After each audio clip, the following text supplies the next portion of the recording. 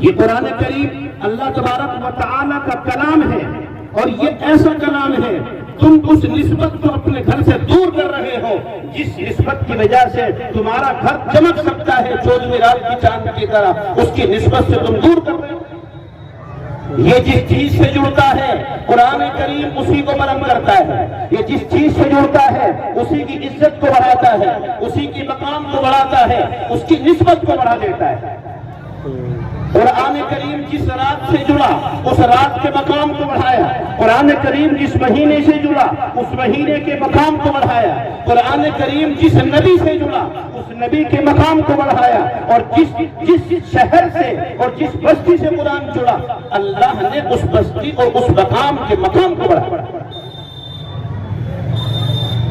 آپ کیا سمجھتے ہیں کہ رمضان کے مہینے کی عبادت نفلی عبادت فرض کے برابر اور فرض عبادت 70 فرضوں کے برابر کیوں؟ رمضان سے پہلے کا مہینہ شعبان ہے وہ بھی اللہ کا ہے، رمضان کے بعد کا مہینہ شوال ہے وہ بھی اللہ کا ہے، اس میں فرض 70 فرضوں کے برابر اور نفل فرض کے برابر نہیں ہے۔ آخر رمضان میں کیوں ہے کہ ایک فرض 70 فرضوں کے برابر ہے اور نفلی نماز فرض کے برابر ہے، کیوں؟ اس لیے کہ اس رمضان کے مہینے کو اللہ کے کلام سے نسبت ہے، اللہ کے قرآن سے نسبت ہے، اللہ نے اس کے مقام کو بڑھا دیا۔ سید الشہور سارے مہینوں کا سردار رمضان ہے، کیوں؟ اس لیے کہ اللہ نے اس مہینے میں اپنے قرآن کو اتارا ہے، انا انزلناہ فی لیلۃ القدر، کہ ہم نے قرآن کریم کو لیلۃ القدر میں اتارا ہے، اور لیلۃ القدر جس رات میں اتارا اس کو بھی اس کے مقام کو بھی بڑھا دیا۔ رمضان میں اتارا تو رمضان کا مقام بڑھا، اور رمضان کی جن راتوں میں قرآن کریم کو اللہ نے اتارا تو اللہ کیا کہتا ہے، وما ادراک ما لیلۃ القدر، اے نبی آپ کو کیا پتا کہ لیلۃ القدر کیا چیز ہے؟ آپ جانتے ہو لیلۃ القدر کیا چیز ہے؟ تو خود ہی اللہ نے کہا لیلۃ القدر خیر من الف شہر، کہ لیلۃ القدر وہ ہے کہ 1000 مہینوں کی عبادت ایک طرف اور اس ایک رات کی عبادت ایک طرف برابر ہے، کیوں؟ اس لیے کہ اس رات میں قرآن اترا، اس رات میں قرآن اترا، اس لیے اللہ نے اس رات کے مقام کو بڑھایا، اس مہینے کے مقام کو بڑھایا، اور جس نبی پر اس قرآن کریم کو نازل کرنا مقصود تھا اللہ نے سارے نبیوں کا سردار بنایا، سارے رسولوں کا سردار بنایا، کیوں؟ اس لیے کہ قرآن اتارنا اللہ کا مقصد تھا۔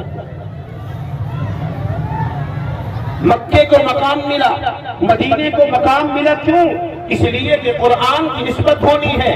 جب تک قرآن مکے میں نہیں اترا اللہ قرآن کریم میں خود کہتا ہے وادی غیر ذی زرع، نہ کھانے کے اسباب نہ پینے کے اسباب، ہاجرہ پانی لینے کے لیے اسماعیل کو پانی لینے کے لیے دوڑ رہی ہے صفا مروہ کے بیچ، پانی نصیب نہیں، کہاں؟ ارے کہاں؟ مکے میں۔ جب تک قرآن نہیں اترا کیا تھا مکے کے اندر؟ پانی نصیب نہیں، کھانے کا سامان نصیب نہیں، صفا پہاڑی اور مروہ پہاڑی کے بیچ ہاجرہ دوڑ رہی ہے اسماعیل کو پانی مل جائے، آواز لگا رہی ہے کوئی پانی والا ہے، لیکن پانی نصیب نہیں۔ لیکن جب قرآن اس مکے میں آیا اور قرآن اترنا شروع ہوا تو اللہ نے اس مکے کو مکہ مکرمہ بنایا، باعزت شہر بنایا۔ آپ نظر ڈالو دنیا کے تمام شہروں پر اگر مرکزی کوئی شہر ہے تو وہ مکہ مکرمہ ہے، دنیا میں جہاں جو چیز نہ ملے مکہ المکرمہ میں موجود۔ یہ قرآن کی نسبت۔ مدینے میں جب قرآن نہیں آیا تو اس کا نام تھا یثرب، یا اہل یثرب لا مقام لکم، یثرب نام تھا۔ جو ہجرت کر کے مکے سے مدینہ پر آدمی جاتا کہ یثرب کے معنی آتے ہیں بیماریوں کا گھر، بیماریوں کی جگہ۔ جو صحابی مکے سے ہجرت کر کے مدینے جاتا تھا وہ بیمار پڑتا تھا، اس کو پیلیا ہوتا تھا، اس کو بخار ہوتا تھا، کچھ نہ کچھ بیماری ضرور اس کو لاحق ہوتی تھی۔ لیکن جب اللہ کا ڈر قرآن کریم کو لے کر اور قرآن کریم کا نزول مدینے میں شروع ہوا تو اللہ نے یثرب کو ختم کر دیا۔ اب اس یثرب کا نام مدینہ منورہ ہو گیا، مبارک اور بابرکت شہر۔ یہ قرآن کریم ہے، مکے سے جڑا اس کی عظمت کو بڑھایا، مدینے سے جڑا اس کی عظمت کو بڑھایا، اور جس رات سے جڑا اس رات کی عظمت کو بڑھایا، جس شہر سے جڑا اس شہر کی عظمت کو بڑھایا۔ تم اس نسبت کو، قرآن کی نسبت کو جاؤ مسجد میں رکھ کے آ جاؤ۔ اپنے گھر کو اگر اپنے گھر کے مقام کو بڑھانا ہے، قرآن سے جڑے رہیے، اور قرآن کی حفاظت اور اس کی صفائی اپنے زیورات سے، اپنے جوڑوں سے اور اپنی نقدی سے زیادہ حفاظت اور محبوبیت کی نظر سے قرآن کریم کو دیں۔ تمہارے پاس قرآن کریم کو کھولنے کا وقت بھی نہیں ہے، اس کو پڑھنے کا وقت بھی نہیں۔ ان بچوں نے جو قرآن پاک کو اپنے سینے کے اندر محفوظ کیا ہے، پتہ ان کا مقام کیا ہے؟ حدیث شریف میں ہے، آپ سنتے ہیں، ہم کہتے ہیں، اس زبان سے کہنا آسان ہے، زبان اور کانوں سے سننا آسان ہے، لیکن جس وقت یہ تحفہ ان کو نصیب ہوگا میدان قیامت میں، اس وقت دیکھنا کیا حال ہے۔ جب لوگوں کی لائن جہنم میں لگی ہوئی ہوگی جہنم میں جانے کے لیے، تو ان حافظ قرآن سے کہا جائے گا، او حفاظ قرآن جو سینے کے اندر قرآن رکھتے ہیں، یہ جہنمیوں کی لائن جو لگی ہوئی ہے، میں نے ان کے اوپر جہنم کو واجب کر دیا۔ اگر تیرے گھر کا کوئی آدمی اس لائن کے اندر موجود ہے تو تیری سفارش پر میں اپنا فیصلہ بدلنے کے لیے تیار۔ لا تبدیل لکلمات اللہ، اللہ قرآن میں کہتے ہیں میرے فیصلے میں تبدیلی نہیں ہوتی، میں جو کرتا ہوں کر ہی دیتا ہوں، لیکن ان کا مقام اور مرتبہ وہ ہے کہ جہنم کی لائن میں اگر اس کے گھر کا، اس کے خاندان کا کوئی آدمی لگا ہوا ہے تو اللہ اسے انعام دیں گے اور کہیں گے حافظ قرآن سے، اگر تیرے گھر کا کوئی آدمی اس لائن میں ہے تو 10 آدمیوں کو تیری سفارش سے میں جہنم سے ختم کر کے جنت میں بھیج دوں۔ یہ حافظ قرآن کا مقام ہے، اور حافظ قرآن کے ابا اور امی جنہوں نے ان کو وقت دیا قرآن کریم پڑھنے کے لیے، حافظ بننے کے لیے، اللہ نے ان کے مقام کو بھی بڑھا دیا ہے۔ ایسا تاج ان کے سروں پر ہوگا، کیسا کہ یہ سورج جو نکل رہا ہے ساری دنیا کو روشن کر رہا ہے، اس سورج کی روشنی پھیکی پڑ جائے گی اس تاج کی روشنی کے سامنے جو تاج ان کے ماں باپ ہیں۔ کس کی نسبت؟ قرآن کریم کی نسبت، ان کے واسطے سے ان سے جڑ رہی ہے، ان کو بھی مقام مل رہا ہے۔ لوگ کہیں گے کیا یہ کوئی نبی ہے، یہ کوئی رسول ہے؟ کون ہے یہ جن کے سر کے اوپر یہ تاج ہے؟ اللہ کہیں گے یہ کوئی نبی نہیں، یہ کوئی ولی نہیں، یہ وہ مبارک آدمی ہے، یہ وہ نیک بخت لوگ ہیں کہ جنہوں نے اپنے بچوں پر خرچ کر کے اور اپنے بچوں کو وقت صرف کر کے میرے قرآن کو ان کے سینے کے اندر محفوظ کیا تھا۔ آج میں ان کو وہ مقام اور مرتبہ دے رہا ہوں جو نبیوں کو ملا، ان کے سروں کے اوپر تاج۔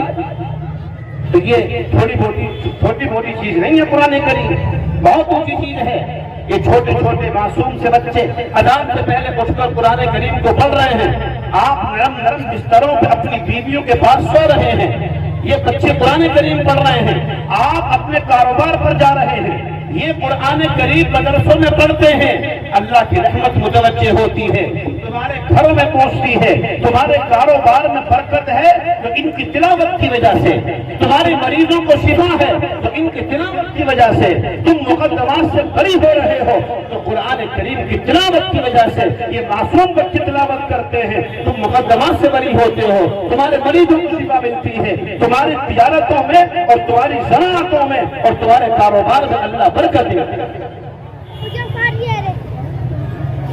ان کی چھوٹی موٹی قربانی نہیں ہے، اللہ ان بچوں کی حفاظت فرمائے، اللہ ان کے گھر والوں کی حفاظت فرمائے۔ اللہ کتنا خوش ہے آج کہ میرے قرآن کریم کے 2 حافظ اس جلسے میں تیار ہو رہے ہیں، اللہ کتنا خوش ہے۔ ان کے ماں باپ سے پوچھو کتنے خوش ہیں، ان کے گھر والوں سے پوچھو کتنے خوش ہیں۔ میں حدیث شریف کی روشنی میں کہتا ہوں کہ جتنا باپ خوش ہے اور جتنی ماں خوش ہے اور جتنے رشتے دار اور جتنے خاندان والے خوش ہیں، ان سب کے مقابلے سب سے زیادہ خوش میرا اللہ۔ سبحان اللہ، سبحان اللہ۔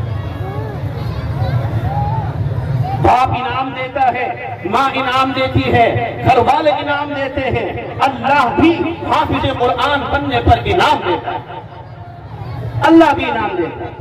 کیا ہے وہ انعام؟ لوگ تو دیتے ہیں ہار، لوگ دیتے ہیں کپڑے اور جوتے، اللہ کہتا ہے کہ میرے 100 نام ہیں، ایک نام تو ایسا ہے کہ وہ میں کسی کو نہیں دے سکتا، لفظ اللہ یہ تو ایسا ہے جو اللہ کے ساتھ خاص ہے۔ اس کے علاوہ 99 نام ایسے ہیں جو بندوں کو بھی دیے جا سکتے ہیں، بندے بھی اس کو رکھ سکتے ہیں۔ جہاں اللہ کا نام رحیم ہے، جہاں اللہ کا نام رحمان ہے، اللہ کا نام مؤمن اور مہیمن ہے، اللہ کا نام قہار اور جبار ہے، ایسے 99 نام اللہ کے ہیں۔ انہی 99 ناموں میں سے ایک نام اللہ کا حافظ ہے۔ جب کوئی بچہ اپنے سینے کے اندر قرآن کو محفوظ کرتا ہے، اللہ کہتا ہے میں تجھے پیسے نہیں دیتا، ضائع ہو جائے گی، میں تجھے جوتے نہیں دیتا، ختم ہو جائے گی، یہ تو تجھے تیرے ماں باپ دے رہے ہیں، میں ان سے دلوا رہا ہوں، میں چونکہ واجب الوجود ہوں، ہمیشہ سے ہوں، ہمیشہ رہوں گا، میں تجھے ایسا انعام دوں گا جو انعام ہمیشہ رہے گا، دنیا میں بھی، قبر میں بھی، حشر میں بھی اور جنت میں بھی۔ ان 99 ناموں میں سے اللہ کہتے ہیں میں تجھے اپنا ایک نام ہی تیرے حوالے کر دیتا ہوں۔ آج تک اگر یہ عبداللہ ہے تو آج جب اس نے قرآن کریم کے اندر اپنے سینے میں محفوظ کر لیا تو اب اللہ کا نام پہلے لگے گا اور اس کا نام بعد میں لگے گا۔ سبحان اللہ۔ اللہ کا نام پہلے ہے، اس کا نام بعد میں ہے۔ اور حافظ کا مطلب کیا؟ حفاظت کرنے والا۔ اللہ نے قرآن کریم کی حفاظت کا وعدہ کیا، اِنَّا نَحْنُ نَزَّلْنَا الذِّكْرَ وَإِنَّا لَهُ لَحَافِظُونَ، ہم نے قرآن کریم کو نازل کیا، ہم ہی حفاظت کریں گے۔ جب اللہ اپنے کلام کی حفاظت کرے گا تو ظاہر سی بات ہے جس سینے کے اندر قرآن ہے اس سینے کی بھی حفاظت کرے گا۔ سبحان اللہ۔ اللہ اس انسان کی بھی حفاظت کرے گا۔ جیسے ہم اپنے زیورات کی حفاظت کرنے کے لیے کہاں رکھتے ہیں؟ سیف الباری میں، نقدی کی حفاظت سیف الباری میں، جوڑوں کی حفاظت سیف الباری میں، اور پھر عورت دیکھتی رہتی ہے کہیں کوئی بچہ سیف الباری میں نہ چلا جائے، میرا زیور رکھا ہے، کوئی بچہ سیف الباری میں نہ چلا جائے، وہاں پیسے رکھے ہیں، کہیں کوئی بچہ سیف الباری میں نہ چلا جائے، جوڑے خراب ہو جائیں گے۔ تو سیف الباری کی بھی حفاظت ہو رہی ہے، اور جس کمرے میں سیف الباری رکھی ہوئی ہے اس کمرے کی بھی حفاظت ہو رہی ہے۔ کہیں اگر جائیں گے تو چاہے سارے کمرے کھلے ہوئے رہے، لیکن جس کمرے میں وہ سیف ہے، جس کے اندر زیورات اور نقدی ہے، اس میں تالا لگا کے جائیں گے کہیں چوری نہ ہو جائے۔ تو مقصد کمرے کی حفاظت نہیں، مقصد الماری کی حفاظت نہیں، مقصد ہے اس زیور اور اس نقدی کی حفاظت جو الماری کے اندر رکھی ہوئی ہے۔ تو جیسے وہاں الماری کی حفاظت، کمرے کی حفاظت تالا لگا کے ہو رہی ہے، ایسے ہی اس سینے کے اندر جو قرآن گیا ہے جب اس کلام کی حفاظت کرے گا اللہ تو اس بچے کی بھی حفاظت کرے گا۔ اور جن جگہوں پر، جن مقامات پر اس کلام کو پڑھایا جا رہا ہے اللہ ان مقامات کی بھی حفاظت کرے گا، اللہ ان کی بھی حفاظت کرے گا۔ لاکھ چاہے باطل طاقتیں، لاکھ چاہے باطل جماعتیں کہ ان کو ختم کر دیے جائے، ان مقامات کے نظام کو درم برم کر دیے جائے، میرا ایمان ہے، میرا یقین ہے، میرا قرآن کہتا ہے، میری حدیث کہتے ہیں لا تقوم الساعة حتى يقال في الارض اللہ اللہ، جب تک اللہ اللہ زمین پہ کہا جاتا رہے گا جب تک اس دنیا کو قیامت نہیں آئے گی۔ یہ مدارس ہیں تو دنیا چل رہی ہے، یہ سورج روشنی دے رہا ہے، یہ چاند روشنی دے رہا ہے، یہ ہوائیں چل رہی ہیں، یہ دریائیں چل رہی ہیں، لیکن جب ان میں قال اللہ اور قال رسول کی صدا بند ہو جائے گی، اللہ کو کوئی ضرورت اس سورج کی نہیں ہے، اللہ کو کوئی ضرورت اس چاند کی نہیں ہے، دنیا کے نظام کو درم برم کر دیا جائے۔ اس لیے یہ تو احسان ہے اور احسان سمجھنا چاہیے ہم لوگوں کو بھی، برادر اور برادر وطن کو بھی، تمام انسانیت کو ان مدارس کا احسان سمجھنا چاہیے کہ ان کی وجہ سے تو ہماری یہ دنیا قائم ہے۔ لوگ چاہتے ہیں برباد ہو جائیں، اگر یہ برباد ہوں گے تو تم بھی برباد ہو جاؤ، اس لیے ان کی بربادی نہ سوچو، ان کی بربادی کے اوپر تمہاری بربادی بھی موقوف ہے۔ اس لیے بھائی دعا کیا کریں، اپنے لوگ بھی دعا کریں، دوسرے لوگ بھی ان کے خیر خواہ بنیں، اس لیے کہ حکومتوں کے چلانے کے لیے اور دنیا کے نظام کو باقی رکھنے کے لیے مدرسوں کی تعلیم کا ہونا ازحد ضروری ہے۔ اگر مدرسے آباد ہیں تو کروڑوں مسجد ہندوستان کی آباد۔ اس لیے کہ مسجدوں میں اگر نماز پڑھی جاتی ہے تو مدرسوں میں نماز پڑھنا سکھایا جاتا ہے، اگر مسجدوں میں اعتکاف کیا جاتا ہے تو مدرسوں میں اعتکاف کرنے کا طریقہ بتایا جاتا ہے۔ مدرسے جانے، اگر بیت اللہ میں حج کیا جاتا ہے تو حج کا طریقہ مدرسوں میں بتایا جاتا ہے۔ آپ حج اگر زکات دیتے ہیں تو زکات دینے کا طریقہ مدرسوں میں بتایا جاتا ہے، اگر آپ روزہ رکھتے ہیں تو روزہ رکھنے کا طریقہ مدرسوں میں سمجھایا جاتا ہے۔ اس لیے مدرسے جان ہیں، مدرسے اصل ہیں، مدرسے ہیں تو نماز ہے، مدرسے ہیں تو روزہ ہے، مدرسے ہیں تو زکات ہے، اور مدرسے ہیں تو تمہارا حج ہے، ورنہ تو حج بھی صحیح نہیں، روزہ بھی صحیح نہیں، زکات بھی صحیح نہیں، تمہاری نماز بھی صحیح نہیں۔ اس لیے ہر چیز سے زیادہ اہمیت ہمیں دینی ہے اپنے مدرسوں۔ اللہ ہمارے مدرسوں کی اپنوں سے بھی اور غیروں کی نظروں سے بھی محفوظ فرمائے۔ آمین۔ آپ کا یہ ادارہ ماشاءاللہ بڑی خوشی ہوئی، انہوں نے میرے ہاتھ میں یہ سند دی ہے، مدرسہ قاسمیہ مسیح العلوم